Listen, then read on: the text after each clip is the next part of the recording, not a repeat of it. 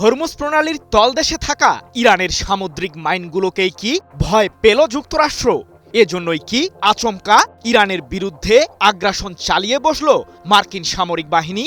মধ্যপ্রাচ্যে চরম হুমকির মুখে আছে যুক্তরাষ্ট্রের সামরিক স্থাপনাগুলো। পারস্য উপসাগরীয় অঞ্চলে নিজেদের অস্তিত্ব টিকিয়ে রাখতে মরিয়া মার্কিন প্রেসিডেন্ট ডোনাল্ড ট্রাম্প। কিন্তু তার এই ষড়যন্ত্রমূলক কাজে বাধা হয়ে দাঁড়িয়েছে ইরানের প্রতিরক্ষা শক্তি। তাহলে কি ইরান এবার ব্যবহার করতে চলেছে তাদের সেই বিশেষ অস্ত্রটি?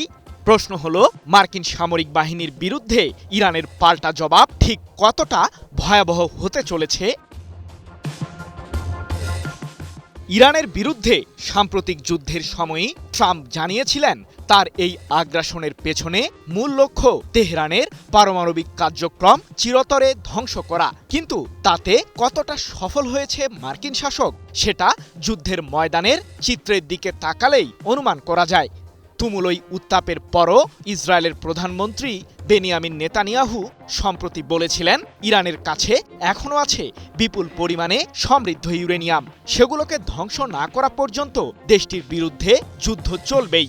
তবে কি ইসরায়েলের শাসকের উস্কানিতে পা দিয়েই ইরানের বিরুদ্ধে আবারও হামলা চালালো যুক্তরাষ্ট্র?